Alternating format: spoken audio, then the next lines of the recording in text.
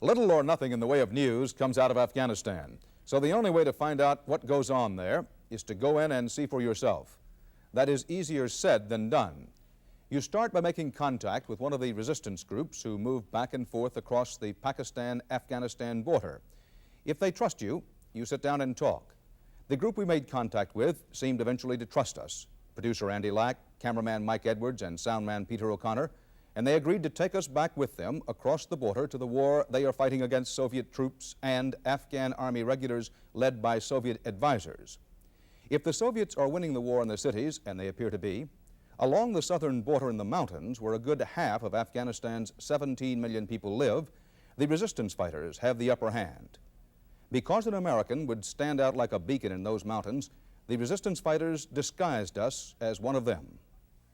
I'm standing on the border between Pakistan and Afghanistan, a border that is now closed to most everyone except refugees fleeing the Soviet invasion. These Afghan clothes I'm wearing were part of an operation to sneak me and a CBS News film crew into Afghanistan. The operation succeeded. So far as we can tell, we are the only full television crew to get inside Afghanistan in recent months. The Pakistani government refuses to let journalists cross the border, officially saying they cannot be responsible for our safety. We were smuggled into Afghanistan by a young mujahideen. Mujahideen, the Muslim word for freedom fighter, or fighter in a holy war. In this case, as the mujahideen see it, a holy war against the Soviets. A war, they say, that if they get weapons from us or anyone else in the free world, they will win. You have to walk to this war, and what you see first is a stream of refugees walking away from it. And then you see why. An armed Soviet helicopter from the Russian military base in Jalalabad, Afghanistan's second largest city, and a Soviet stronghold 50 miles from the border. Our first day in, we reached the mountains that surround Jalalabad and put us just 3 miles from where the Afghan resistance forces have been launching attacks on the Soviets. There we hooked up with a small band of guerrillas led by this white-bearded man. His name is Yassini, and he lives on the run, moving from mountain hideouts through tiny villages of straw and mud huts to the opium fields that often provide him and his men cover from the Russian aircraft that circle continuously. Yassini took us first to a garrison on the outskirts of Jalalabad that he had recaptured from the Soviet-led Afghan army. The Afghan army has dwindled now to about 35,000 men. Defections are high, and in the battle over this fort, the Soviets were unable to keep their Afghan troops in line. We got the story through our interpreter, Eden Naby, a leading American scholar on Afghanistan who came with us from the States.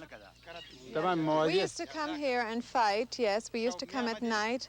For 11 times at night we came and we fought, and there were Mausers over there that were firing at us. And they had other kinds of heavy weapons also. Russian made?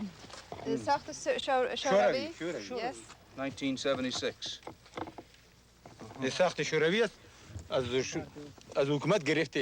It's made in Russia, but we got it. We captured it from the Afghan army. Does he have ammunition for this? He has 3, but does he have ammunition, a lot of ammunition?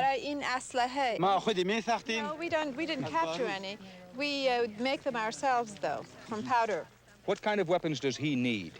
Anti-tank, rocket launcher, anti-tank. But there were Afghan soldiers in here. اینجا عسکر افغان بود. تمام عسکر افغان بود. Yes. و مشاور شوروی هم در مابینش بود. Yes, there was all Afghan soldiers with a Soviet advisor. Oh, with a Soviet advisor. Was he killed? مشاور شوروی کشته شد. نه مشاور شوروی گریخت. No, he fled. He fled. How many of your people were killed here? چند نفر از مجاهدین شما؟ یک نفر کشته شده. One of us was wounded and another killed. And how many of the Afghan army soldiers were killed here? و از عسکر افغان چند نفر کشته شدن اینجا؟ تقریبا About 35 people. 35 نفر. Has he seen any napalm? شما هیچ نیپام، اثر نیپام اینجا دیدین؟ بله. اثر نپام که آتش میاندازه. Yes, you mean the one that throws down fire on us. گاز هم استعمال میکنه گاز. Yes, they also use gas, yes. Does he know that they use gas? One of Yassini's men, a doctor, had been directly affected. Yes, he's a medical man, and now he's a mujahid. Can you describe to me exactly what the gas felt like? He himself was in the trenches when a bomb was dropped, which he says produced an effect. There was a black smoke, and when that black smoke came, there was also a smell. He's absolutely sure it was some sort of gas. خاطر جمع است اینکه یک رقم گاز بود. He says what I can be sure of is that there was a smell, and then when that happened, we were all unconscious for about half an hour. Throughout the day, we spotted several types of Soviet aircraft flying in and out of their main supply depot in Jalalabad. Afraid of being spotted ourselves, we began a long march undercover into the nearby mountains with a 14-man patrol. Our goal, a ridge looking down on a Soviet emplacement. The climb was straight up, 10,000 feet. The unit arrived at the top just as the sun set behind the far mountain. Objective to scout a possible location of tanks on the perimeter of Jalalabad. The sound of nearby helicopters has stopped the patrol. Yes, there are two tanks. A flare. They just started firing. The resistance fighters have opened up with automatic weapons from the top of the ridge toward the tanks below. Anti-tank gun goes off. Now again, silence. Artillery shell. Anti-tank round. Impossible to know where it hit or if it struck home. Artillery round struck very close. That's automatic weapons fire from the resistance fighters trying to rake the base of the ridge to keep any patrols from making their way up. You would figure that they're beginning to get our range. We're going to move off the ridge and scramble down below.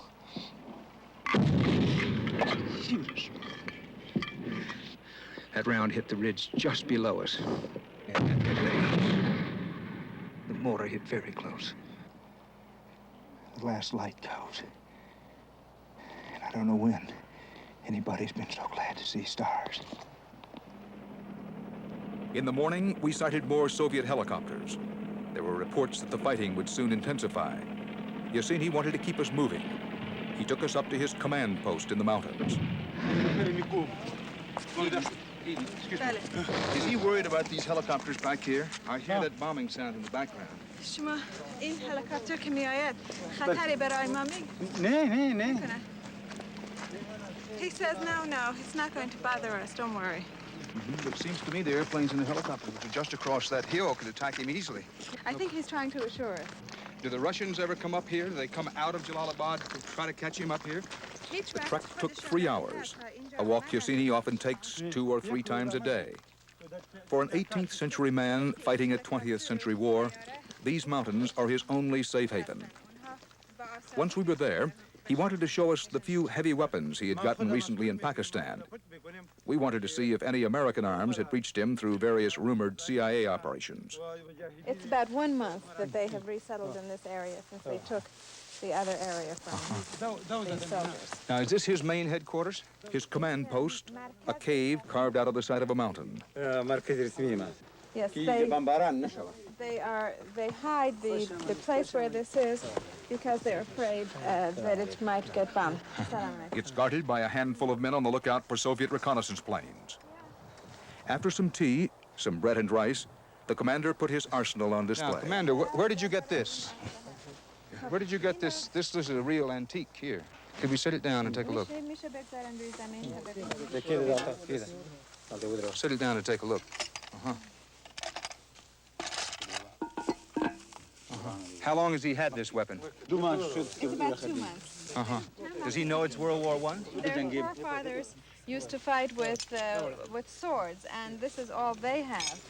to fight with also, because Afghanistan doesn't have technical progress. Is this the only heavy automatic weapon that he has? Yeah, I No, understand. they only have the Kalashnikovs. which Yeah, that's a have been hand taken weapon. This is from really heavy. Afghanistan. Now, what is this over here? This is new. They have just gotten it. Is this the only mortar that he has? No, that's all we have. This is, says it's a 72 millimeter Pakistani made. And these are the best weapons you have, huh? They only have about 20 rounds for this? That's all. They have 20 rounds, yes. And they know that these are all old weapons, and they really aren't up to doing anything to the Russian weaponry that's around. But that's all they have, and this is why they want help. And he is saying that America seems to be asleep. It doesn't seem to realize that if Afghanistan goes and the Russians go over to the Gulf, that in a very short time it's going to be the turn of the United States as well. But I'm sure he knows that in Vietnam we got our fingers burned, indeed we got our whole hands burned when we tried to help in this kind of situation. میگه که دستمون سوخت در ویتنام الان ما امریکا چی کار میتونه بکنه؟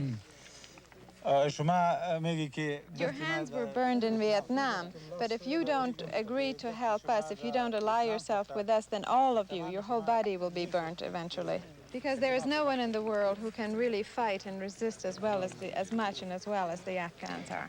But no American mother wants to send her son to Afghanistan. ولی هیچ کدام مادر امریکایی نمیخواد که پسرش بیاد اینجا بمیره. We don't need anybody's soldiers here to help us, but we are being constantly accused that the Americans are helping us with weapons. What we need, actually, are the American weapons. We don't need or want American soldiers. We can do the fighting ourselves. Do any of his units have any American weaponry? Any of these various odd lots that he's in connection with? هیچ کدام از این گروه‌های Not one of them. They don't have any American weaponry.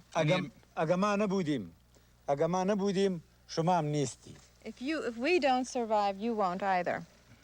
ما می جنگیم که ما کمک کنی. اگه ما نبودیم در دنیا هیچ کس نمیمانه که روسا سر دنیا حکومت نکنه.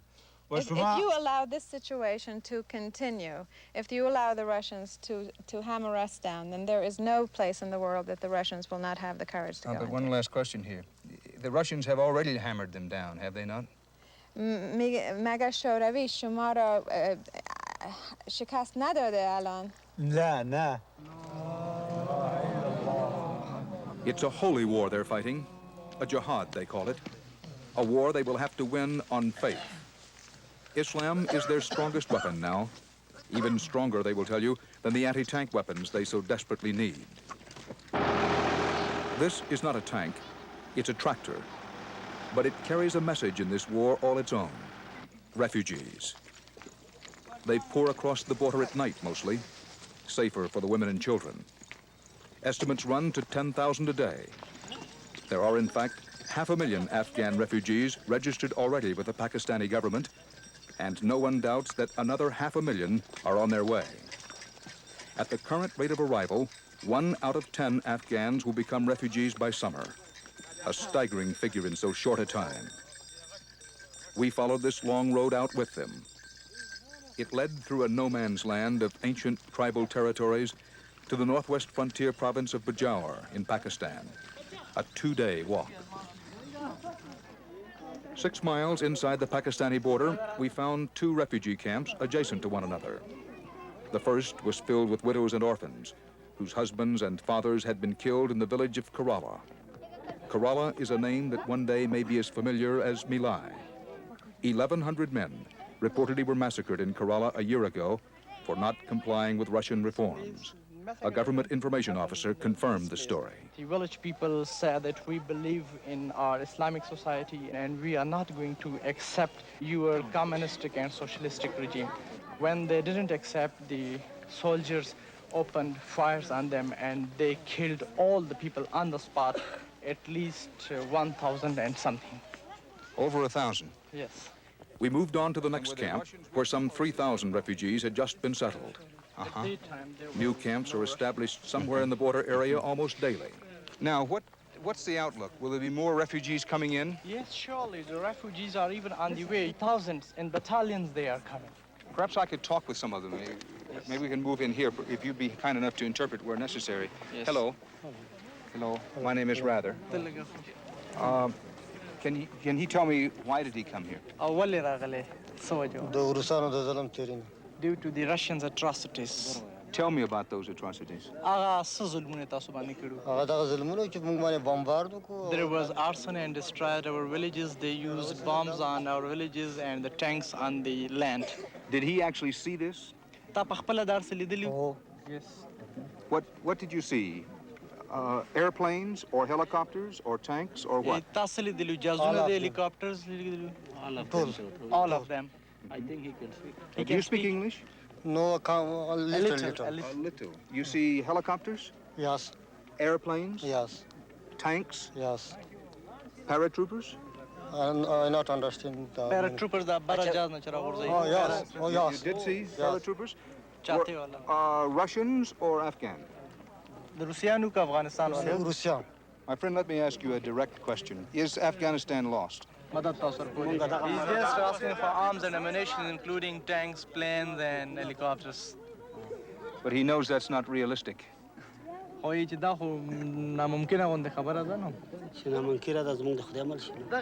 we are on the mercy of God, what we can do, if it's not possible. But he's obviously an intelligent and wise man. He knows that it's over in Afghanistan. Afghanistan bara کې تاسو څه خیال دی چې تاسو ناغه اوس واخیستو که تاسو واپس خپل ځای ته لاړ شئ. They have taken shelter here, but they think that they are going again for the holy war. Do you expect to go back? تاسو خیال دی تمه دشته چې واپس ولاړ شئ. They're expecting to go back because their leader is there and he's fighting there. These people tell me it isn't over. They don't know. So you think Afghanistan is gone? I think so. I might be wrong, but I think so. How about the chance of there becoming guerrilla fighters in their country, effective guerrilla It's fighters? impossible because without arms and ammunition you cannot fight, and no country is providing arms and ammunition to mujahideen, freedom fighters. So what happens to these people? I think they will be permanently a chronic problem for Pakistan, and they will be a burden in addition to the Pakistan's population. This will be an addition. This is a training session for new recruits, Afghans who have settled their families in Pakistan and are now ready to go back home and fight. The spirit was there, but the organization and discipline to fight seriously was missing. Afghan resistance fighters, many believe, have been over-romanticized. They have fought among themselves as much as they have fought outside interference. They lack real leadership in the face of overwhelming Soviet might. But the leader of this group, a man named Mujahidi, a prominent Afghan who fled his country several years ago, saw it differently. I think no power can stop the general rise up of the public. Now when the Afghanistan 17 million or 19 million people, children, women, and old people, young and old people, they have decided that they will fight until to the last moment of life. They will continue their struggle. And no power, I think, it will stop it. Either the Russian power will destroy all the public of Afghanistan, nobody will left here. Or by help of God, we shall kick them out. A protracted guerrilla war, if that's what the Afghan insurgency becomes, will almost certainly bring most of the resistance fighters here, to Dara, a town as old and as famous in this part of Pakistan as Dodge City was in the American West. Dara is where you buy guns, any guns. How much? They make copies of them all here, especially the Russian Kalashnikov, $600. a favorite among Afghans who sell their homegrown opium for the best available weapons. Now, when the Afghan man buys a weapon here, when he buys a rifle, does he go back into Afghanistan? Yes, back to Afghanistan. Back into Afghanistan? Yes. Every day is back. Every day is back? Yes, every day is take a rifle and back to Afghanistan. So they don't stay here in Dara? No, only 2 days or 3 days. In truth, there are many who don't go back to Afghanistan, at least not right away. They drift down here to Peshawar, Pakistan's largest city near the Afghan border. In Peshawar, there are now half a dozen rival political factions trying to organize some kind of respectable movement to free Afghanistan.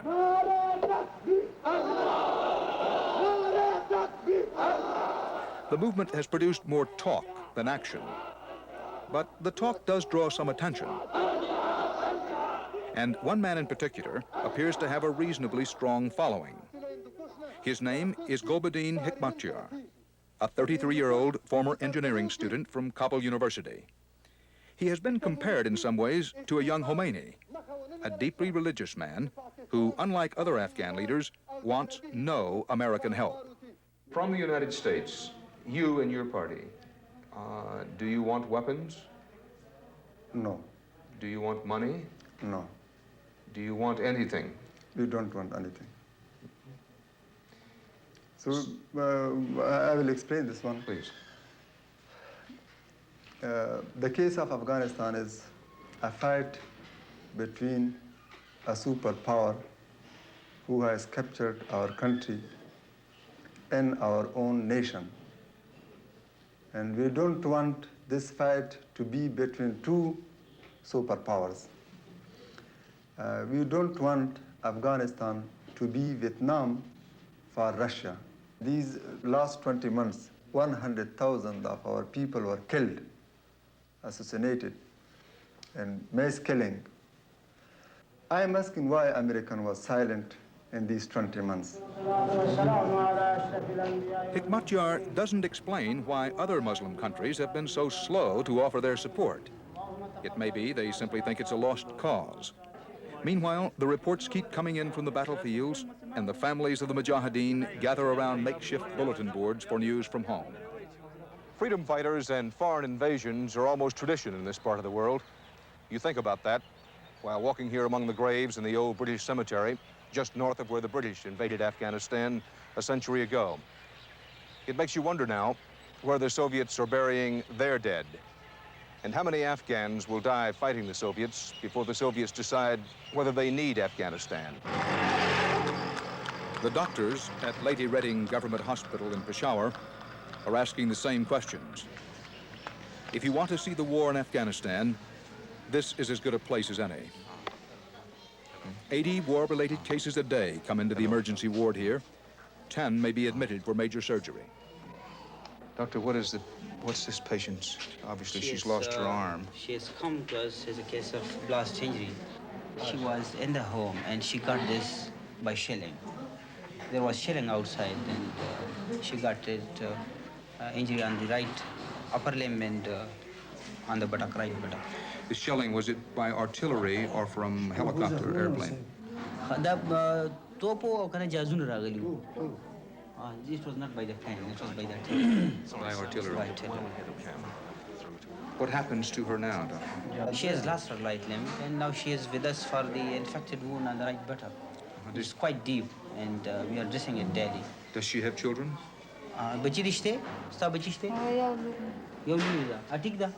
She has got one daughter, and she is alive. So, she has lost 5 family members in the war. She has lost 5? Yeah, she has lost 5 members of the family. Is her husband still living? Yeah. Her husband is alive. How old is this woman, Doctor? Probably she's 30 years. This is the father? He is the father. How do you do? Did he see fighting as well? He says that I was outside in the hills fighting with the opposition. Tell us what happened. He says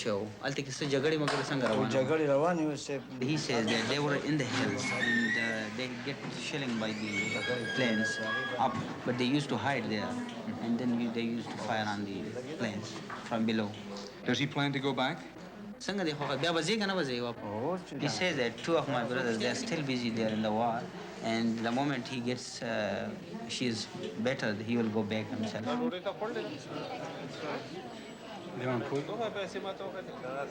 Doctor, what is her injury? I think she has broken her leg. It's a femur. He said that she's so much frightened, from the bombardment and everything that she can't talk now. She has lost her father and some of other her relatives as well. Do we know how old she is? 7 years. Doctor, you see most of these cases, or a good many of them. Yes, we do. What do these people tell you as a general rule? Tell me some of the General, stories they tell you. majority of them, they go to the war and they get wounded there. But some of them, and especially women and children, old people too, they are either they are shot in the houses or when they are on their way to Pakistan, they are shot. They're shot on their way here? Their way here. Doctor, have you heard these kinds of stories? Tell me what you've heard from the patients. Well, it's true. Usually the male people, I mean the male member of the family, they go to the war, but the female, usually they get wounded because of shelling or because of the bomb blast and all these things.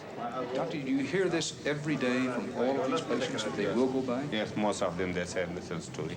He says that my country is dear to me and I have to go back. He swears that he'll go back. Today, even today, if he's honest, he'll go. Do you believe they'll go back? Well, definitely. If this is the spirit that he has, he will go, definitely. He said it doesn't matter all these bombs and planes and tanks, you know, he'll try his best what he can.